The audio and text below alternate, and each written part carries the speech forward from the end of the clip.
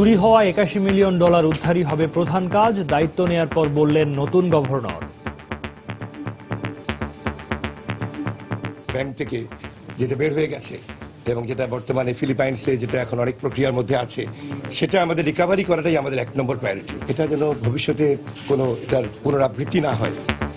FBI এর কাছে IT forensic সহযোগিতা চাইল সিআইডি। ইন্টারন্যাশনাল ক্রাইম বা ট্রান্সন্যাশনাল ক্রাইম তদন্ত করতে গিয়ে যদি কোনো সহযোগিতা হয় তারা আমাদেরকে সাহায্য করবে। 1 মাস পর প্রাথমিক ও 2.5 মাস পর চূড়ান্ত প্রতিবেদন প্রকাশ, অর্থমন্ত্রীর সাথে সাক্ষাৎ শেষে তদন্ত কমিটির প্রধান। টার্মস অফ রেফারেন্সে যা যা লেখা আছে সেইভাবেই অগ্রসর। দেখছিলেন প্রধান শিরোনাম। রাত 11টার সময় সঙ্গে আছি আমি পারমিতা হেম এবং আমি সৌমিত্র শুভ্র। এবার অন্যান্য শীর্ষ সংবাদ। শেখ হাসিনা বাদে নির্বাচনের কথা বলে বেগম জিয়া হত্যার ষড়যন্ত্রের ইঙ্গিত দিলেন কিনা জানতে চায় জনগণ, মন্তব্য প্রধানমন্ত্রী। কাউন্সিল হলেও সবকিছু সিদ্ধান্ত একজনের উপর দেয়া দলগুলো চিরায়ত সংস্কৃতি, মন্তব্য বিশ্লেষকদের। বিষয়টিকে অগণতান্ত্রিক মনে করছে না বিএনপি নেতারা। আদালত অবমাননায় 2 মন্ত্রীকে আবারও আদালতে যেতে হবে 27 মার্চ। শুনানিতে প্রধান বিচারপতি বললেন মীর কাসেমের মামলা থেকে তিনি সরে গেলে দেশে দাঙ্গা বেঁধে যেত। মধ্যরাতে শেষ হচ্ছে প্রথম দফা ইউনিয়ন পরিষদ নির্বাচনের প্রচারণা। শেষ মুহূর্তে ব্যস্ত প্রার্থীরা, নিরাপত্তা নিশ্চিতে সবার সহযোগিতা চাইলেন আইজিপি। এবং অস্ট্রেলিয়ার বিপক্ষে ম্যাচ সামনে রেখে বেঙ্গালুরুতে টাইগারদের অনুশীলন, বিশ্ব আসরেই তাসকিনকে দলে ফেরাতে তোড়জোড় বিসিবির।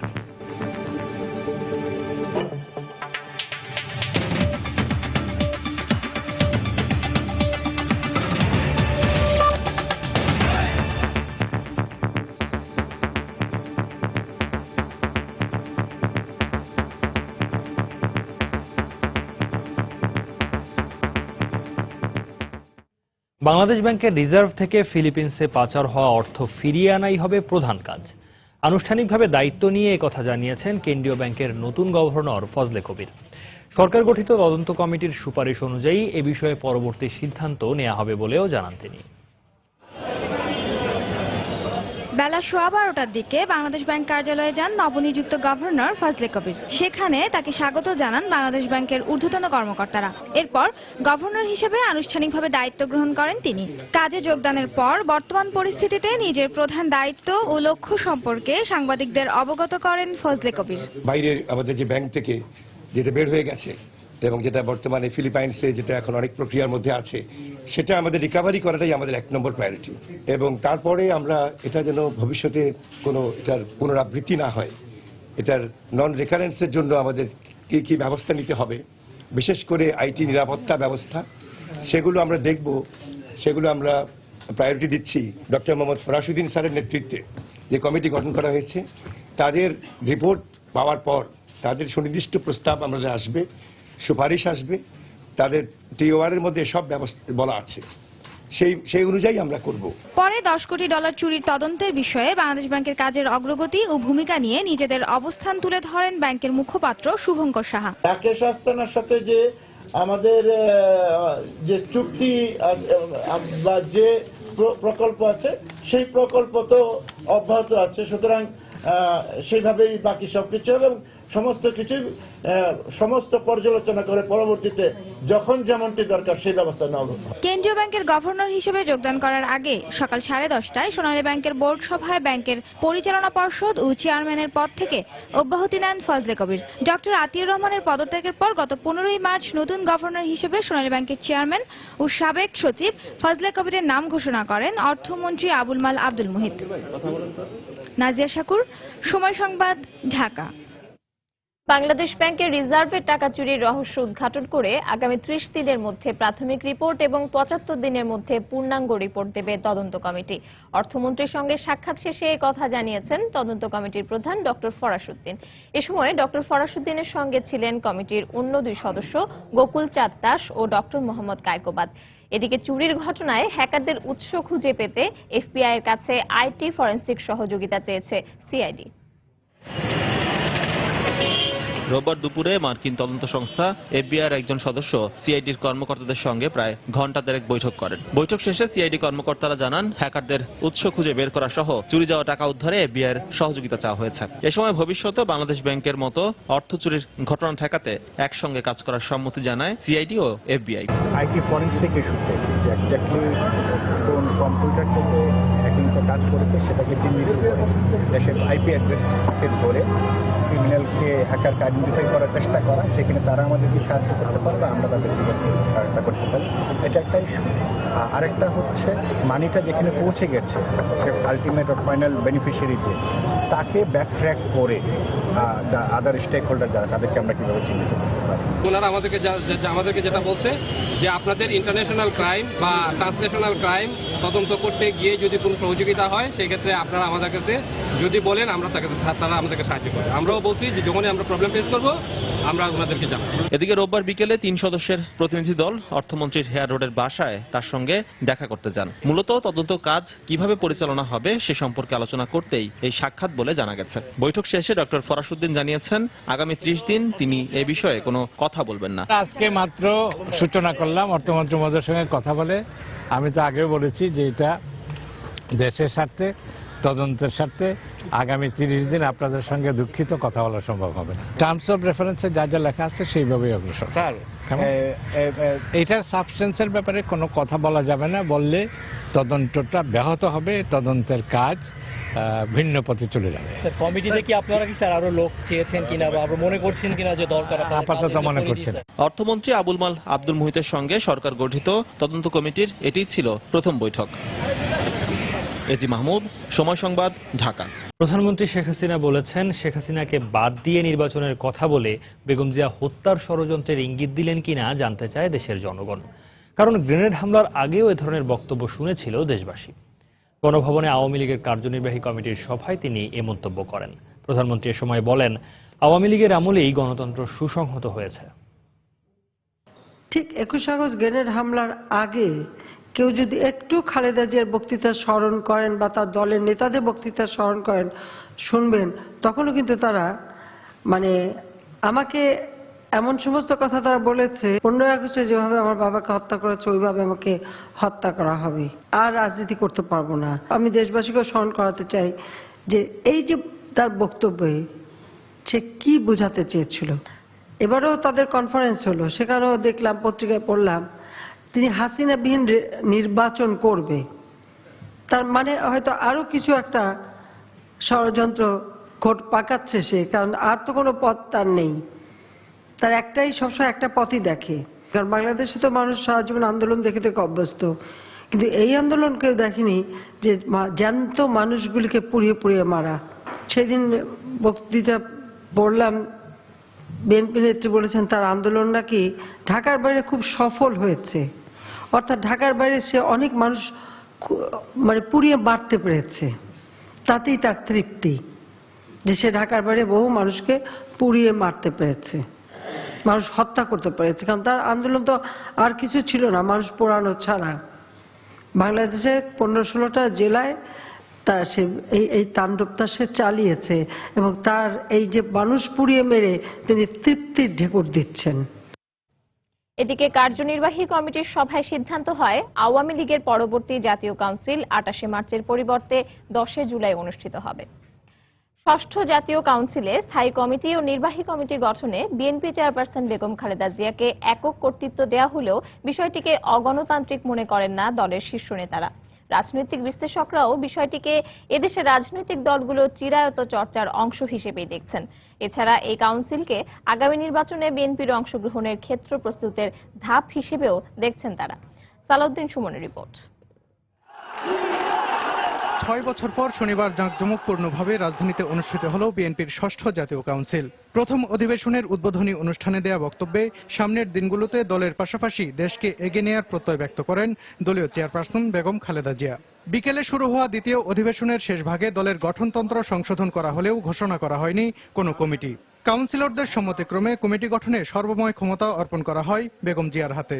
দলকে চালাবেন দেশনেত্রী বেগম খালেদা জিয়া, বিএনপিকে চালাবেন। কাদের দিয়ে দলটি ভালোভাবে চলতে পারবে সেটা ঠিক করার দায়িত্ব তো ওনার, কারণ উনি বুঝবেন কে ভালো কে না। এদেশের রাজনৈতিক সংস্কৃতি বিবেচনায় বিষয়টি নতুন নয় বলে মন্তব্য করেন এই রাজনৈতিক বিশ্লেষক।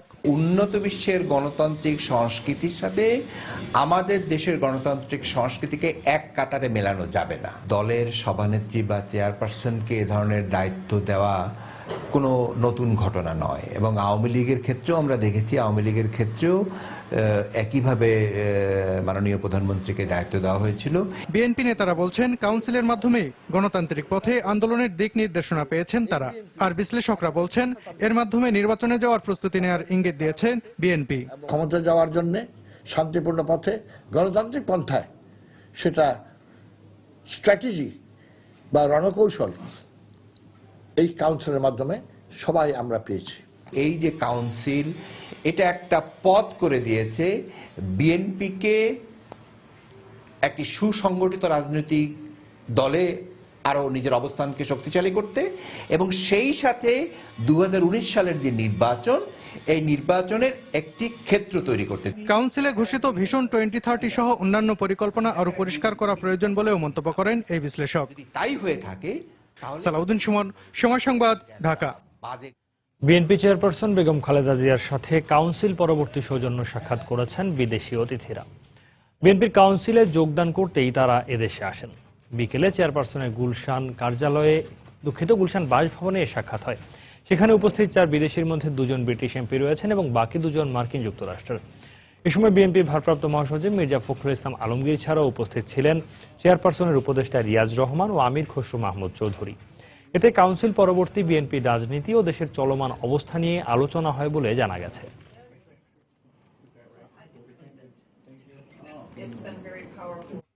রাত 11টার সময় আরও থাকছে।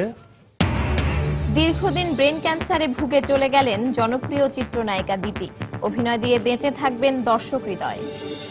এবং একদিন পেরিয়ে গেলেও শুরু হয়নি সুন্দরবনের শেলা নদীতে ডুবে যাওয়া কয়লা ভর্তি কার্গো জাহাজের উদ্ধার কাজ। তদন্ত কমিটি গঠন। খাদ্যমন্ত্রী অ্যাডভোকেট কামরুল ইসলাম ও মুক্তিযুদ্ধ বিষয়ক মন্ত্রী আ.ক.ম মোজাম্মেল হকের আদালত অবমাননার বিষয়ে শুনানি আগামী 27শে মার্চ পর্যন্ত মুলতবি করেছেন আপিল বিভাগ।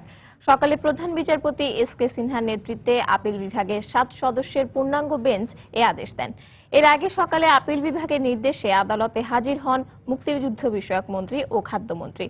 আদালত অবমাননার শুনানিকালে প্রধান বিচারপতি বলেন, মীর কাসেমের মামলা থেকে তিনি সরে গেলে দেশে দাঙ্গা বেঁধে যেত।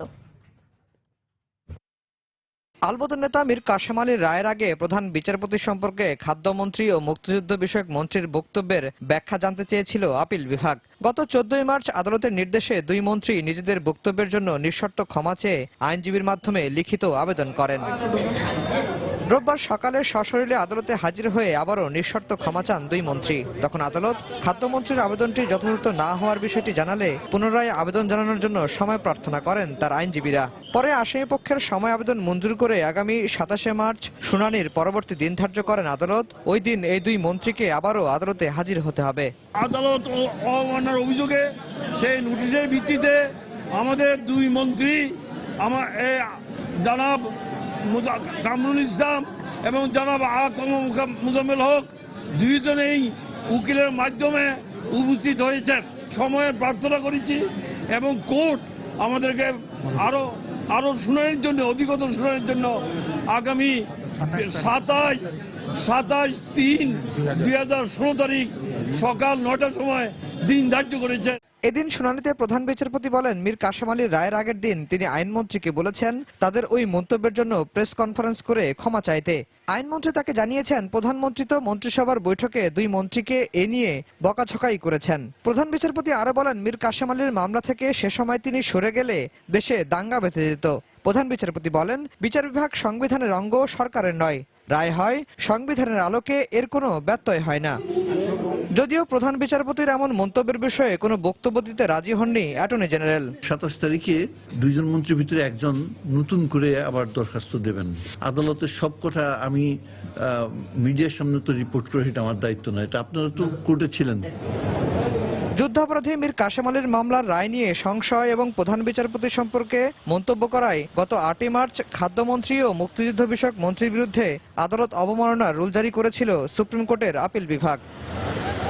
আফজাল হোসেন, সময় সংবাদ, ঢাকা। প্রধানমন্ত্রী শেখ হাসিনা বলেছেন, দেশের বড় বড় উন্নয়ন প্রকল্পগুলোতে এখন থেকে পরামর্শক হিসেবে দেশীয় বিশেষজ্ঞদের প্রাধান্য দেওয়া হবে। ঢাকায় বাংলাদেশ স্থপতি ইনস্টিটিউটের নিজস্ব ভবনের উদ্বোধনী অনুষ্ঠানে তিনি এই কথা বলেন।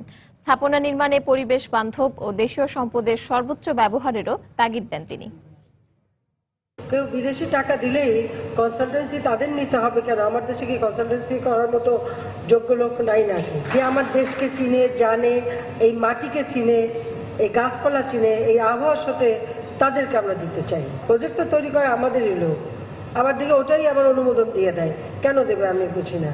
কাজে আমি আশা করি এ ব্যাপারে আপনারা আমাকে সাহায্য করবেন যেন আমি এটা করতে পারি। ব্রিটিশের গোলামি করছি 200 বছর, আর ব্রিটিশের সব স্থাপনা আমাদের রক্ষা করতে হবে, এটাও আমি মনে করি না।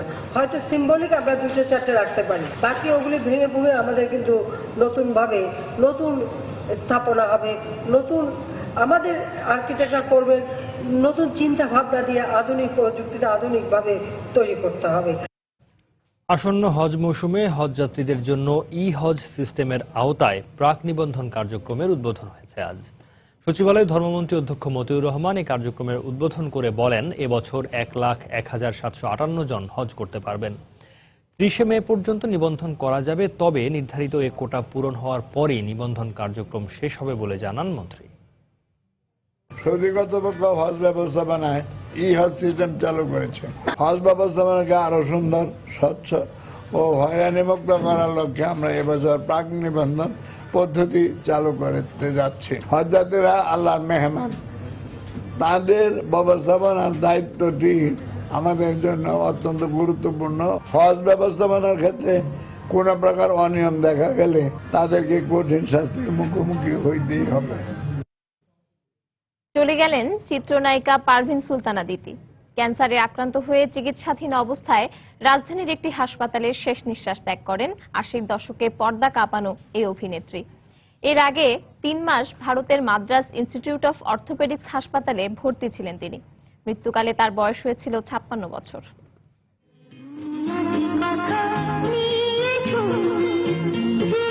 বাংলার নায়িকা দিতি 80-র দশকের সোনালী সময়ে দর্শকের প্রাণের দরজায় কড়া নেড়েছিলেন তিনি।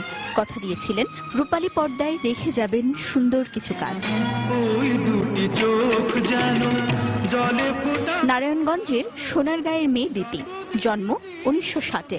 প্রথম চলচ্চিত্র উদয়ন চৌধুরী পরিচালিত ডাক দিয়ে যায়। এরপর মেঘের কোলে রোদ, স্নেহের প্রতিদান, শেষ উপহারের মতো দর্শকপ্রিয় অনেক চলচ্চিত্র উপহার দেন তিনি। প্রায় 2 দশকের বেশি সময় ধরে অভিনয় করেন প্রায় 2 শতাধিক চলচ্চিত্র ও নাটকে। সুভাষ দত্ত পরিচালিত স্বামী স্ত্রী ছবিতে অভিনয়ের জন্য জাতীয় চলচ্চিত্র পুরস্কার ঘরে তোলেন খ্যাতিমান এই চিত্রনায়িকা। জীবন ছবির এই গানগুলো এখনো সিনেমাপ্রেমী মানুষের মুখে মুখে। শুধু নেই সুন্দর সেই মুখশ্রী। রাজধানীর ইউনাইটেড হাসপাতালে প্রিয় অভিনেত্রীকে শেষবারের মতো দেখতে জড়ো হন অগ্রজ, অনুজ ও ভক্তরা। প্রিয় মানুষ হারানোর শোকে ভারী হয়ে ওঠে পরিবেশ।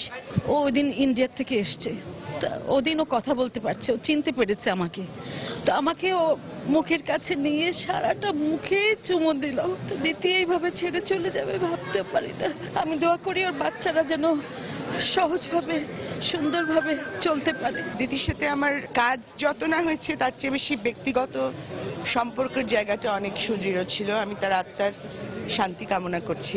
সবাই তার জন্য অনেক দোয়া করবেন, তিনি যেন জান্নাতবাসী হতে পারেন।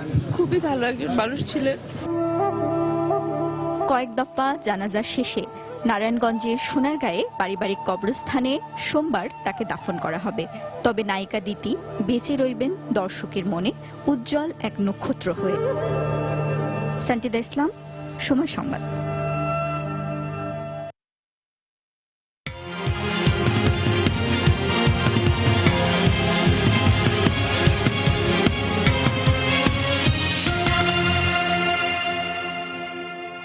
আর কিছুক্ষণ পরেই শেষ হচ্ছে প্রথম ধাপে ইউনিয়ন পরিষদ নির্বাচনের সব ধরনের প্রচারণা।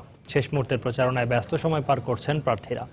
আগামী 22 মার্চ 752টি ইউনিয়ন পরিষদের নির্বাচনে ভোট গ্রহণ হবে। ভোট নির্বিঘ্ন করতে সব ধরনের প্রস্তুতি নিয়েছে নির্বাচন কমিশন। সকালে জেলাগুলোতে নির্বাচন কর্মকর্তার কার্যালয় থেকে নির্বাচনী সামগ্রী বুঝে নেন রিটার্নিং কর্মকর্তারা। আগামীকাল কেন্দ্রগুলোতে পৌঁছে দেওয়া হবে নির্বাচনী সামগ্রী। সমর্থন আদায়ে সকাল থেকে নির্বাচনী মাঠ চষে বেড়াচ্ছেন প্রার্থীরা, দিচ্ছেন উন্নয়নের নানা প্রতিশ্রুতি। ভোটাররা বলছেন শত যোগ্য প্রার্থীকে জনপ্রতিনিধি হিসেবে বেছে নিতে চান তারা। পৌরসভা নির্বাচনের পর এবারই প্রথম দলীয় পরিচয় ও প্রতীকে ইউপি নির্বাচন হতে যাচ্ছে। বর্তমানে সারা দেশে 4571টি ইউনিয়ন পরিষদ রয়েছে। মোট 6টি ধাপে অনুষ্ঠিত হবে এই ইউনিয়ন পরিষদের নির্বাচন।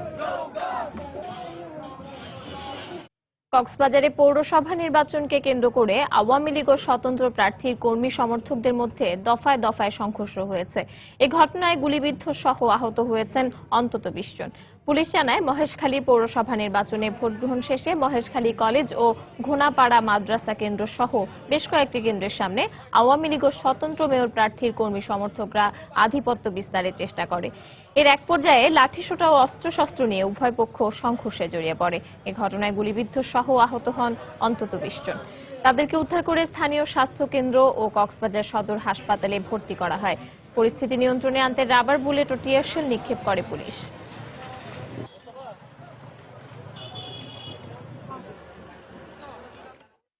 আহত প্রায় 17 জন রোগী জরুরি বিভাগে আনা হয়েছে।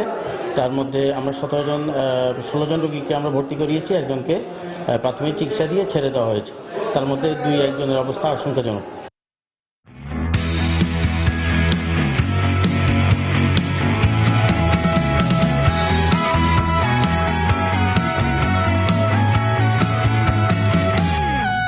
সেমিফাইনালের স্বপ্ন বাঁচিয়ে রাখার লড়াইয়ে আগামীকাল অস্ট্রেলিয়ার মুখোমুখি হবে বাংলাদেশ। প্রথম ম্যাচে হারের স্বাদ নেওয়া দুদলের জন্যই এটি বাঁচা মরার লড়াই। গুরুত্বপূর্ণ ম্যাচটিকে সামনে রেখে অনুশীলন শেষে টাইগার অধিনায়ক নিশ্চিত করেছেন অস্ট্রেলিয়ার বিপক্ষে মাঠে নামছেন pacer Mustafizur Rahman. ICC bowling action অবৈধ ঘোষণা করলেও আজ টাইগারদের সঙ্গে নেটে অনুশীলন করেছেন আরাফাত সানি। নিজেকে ফিরে পেতে নেটে বাড়তি মনোযোগী ছিলেন মুশফিকুর রহিম, সৌম্য সরকাররা। অনুশীলন ঐচ্ছিক হলেও মুস্তাফিজ ও তাসকিন ছাড়া উপস্থিত ছিলেন সব ক্রিকেটার। কিছুটা দেরিতে হলেও অনুশীলনে যোগ দেন অধিনায়ক মাশরাফি। আর শেষ মুহূর্তের অনুশীলনে ব্যাটিং বোলিংয়ের সঙ্গে ফিল্ডিং নিয়ে বাড়তি সচেতন ছিলেন টাইগাররা। আর ম্যাচ পূর্ববর্তী সংবাদ সম্মেলনে টাইগার অধিনায়ক জানালেন, তাসকিনের নিষেধাজ্ঞা এলোমেলো করে দিয়েছে সব পরিকল্পনা।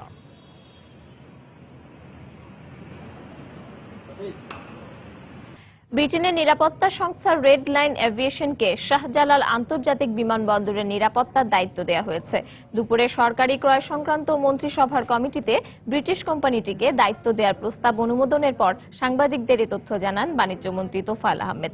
সোমবার প্রতিষ্ঠানটির সাথে আনুষ্ঠানিক চুক্তির কাজ শুরু হবে।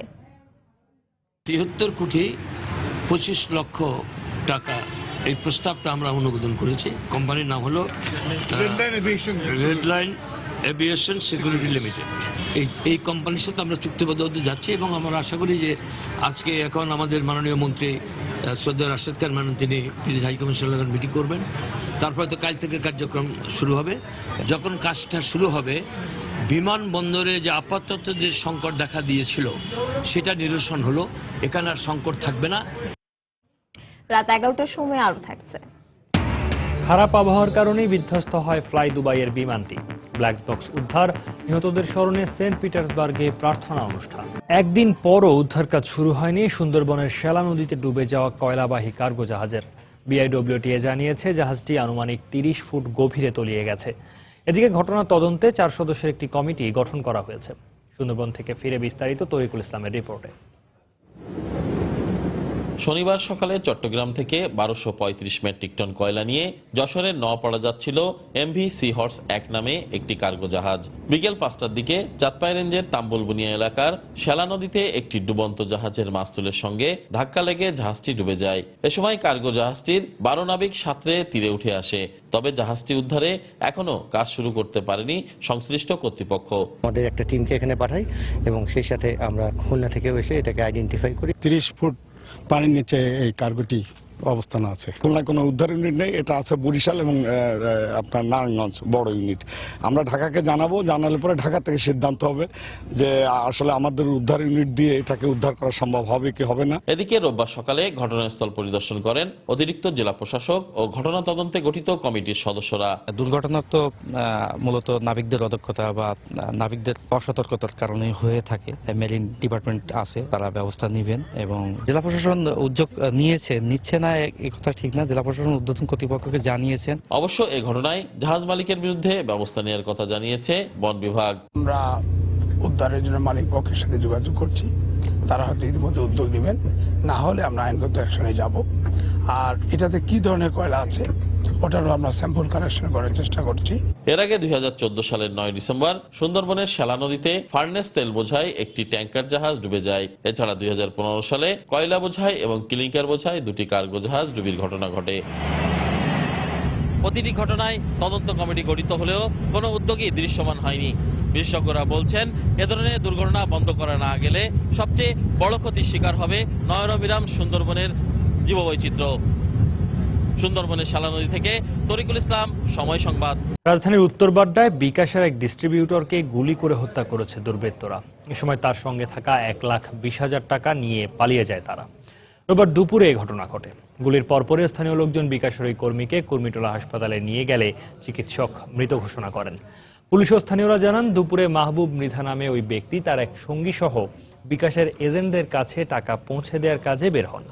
এ সময় উত্তরবাড্ডার কুয়েতি মসজিদের কাছে দুইজন দুর্বৃত্ত মাহবুবের ঘাড়ে গুলি করে টাকার ব্যাগ নিয়ে পালিয়ে যায়। মাহবুব মৃধার বাড়ি বরিশালের আগুলঝরায়। এ বিষয়ে ময়নাতদন্ত শেষে আইনগত ব্যবস্থা নেওয়া হবে বলে জানিয়েছে পুলিশ। চট্টগ্রামে জঙ্গি অর্থায়ন মামলায় ব্যারিস্টার শাকিলা ফারজানা সহ 28 জনের বিরুদ্ধে আদালতে চার্জশিট দিয়েছে র্যাব। দুপুরে বাঁশখালী জুডিশিয়াল ম্যাজিস্ট্রেট আদালতে অভিযোগপত্র দাখিল করেন মামলার তদন্ত কর্মকর্তা। র্যাব 7-এর অধিনায়ক লেফটেন্যান্ট কর্নেল মিফতাউদ্দিন জানান, দীর্ঘ তদন্ত শেষে স্বরাষ্ট্র মন্ত্রণালয়ের অনুমোদন পাওয়ার পর সন্ত্রাস দমন আইনে এ চার্জশিট দেওয়া হয়েছে। চার্জশিটভুক্ত 28 জনের মধ্যে ব্যারিস্টার শাকিলা ফারজানা সহ 21 জন বর্তমানে কারাগারে রয়েছে। এছাড়া মামলায় 102 জনকে সাক্ষী রাখা হয়েছে। গত বছরের 22 ফেব্রুয়ারি বাঁশখালীর লটমনি পাহাড়ে অভিযান চালিয়ে বিপুল পরিমাণ অস্ত্র বিস্ফোরক উদ্ধারের ঘটনায় 18 জঙ্গিকে আটক করে র্যাব। পরে জঙ্গি অর্থায়নের অভিযোগে ব্যারিস্টার শাকিলা ফারজানা সহ 3 আইনজীবীকে গ্রেপ্তার করে র্যাব।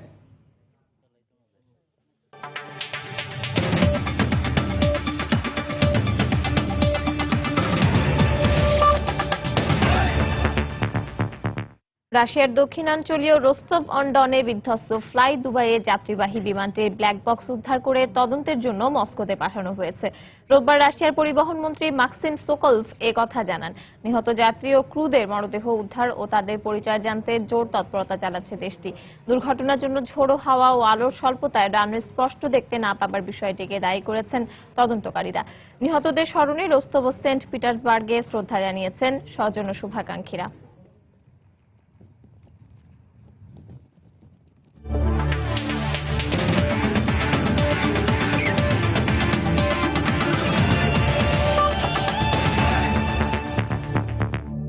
স্বাভাবিক নিয়মে না হলেও আইসিসির কর্তাদের সঙ্গে কথা বলে যত দ্রুত সম্ভব তাসকিনকে ক্রিকেটে ফেরানোর জোর চেষ্টা চালাবে বাংলাদেশ ক্রিকেট বোর্ড। এমনটাই জানিয়েছেন বিসিবি সভাপতি নাজমুল হাসান পাপন।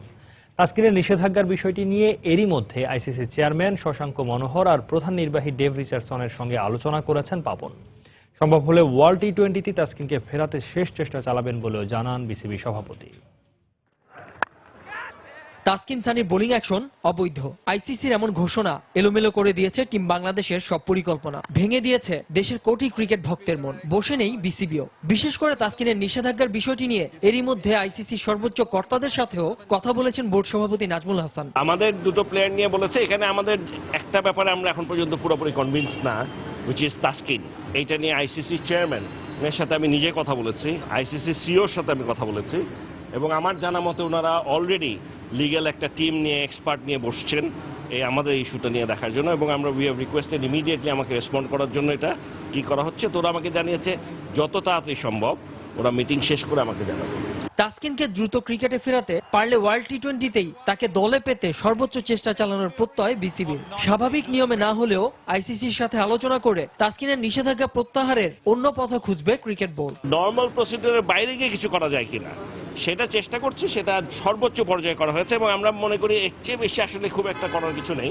তাসকিনের এমন নিষেধাজ্ঞার পর কোচ হাথুরুর সিংহে আর ম্যানেজার খালেদ মাহমুদের সাথে কথা হলেও অধিনায়ক মাশরাফির সাথে কোনো কথা হয়নি বোর্ড সভাপতির। এমন সংকটময় মুহূর্তেও যেন দল আত্মবিশ্বাস হারিয়ে না ফেলে এমন বার্তাই মাশরাফিদের প্রতি দিয়ে রেখেছেন Nazmul Hasan. We have players, আমাদের সাহস আছে, আমরা লড়বো।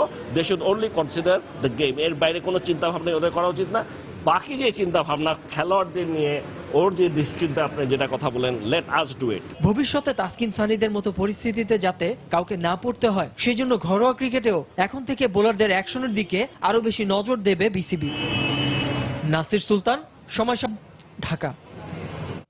রাত 11টার সময় রিপোর্ট যায় শীর্ষ সংবাদ জানিয়ে দিচ্ছে আরেকবার। চুরি হওয়া $81 মিলিয়ন উদ্ধারই হবে প্রধান কাজ, দায়িত্ব নেয়ার পর বললেন নতুন গভর্নর।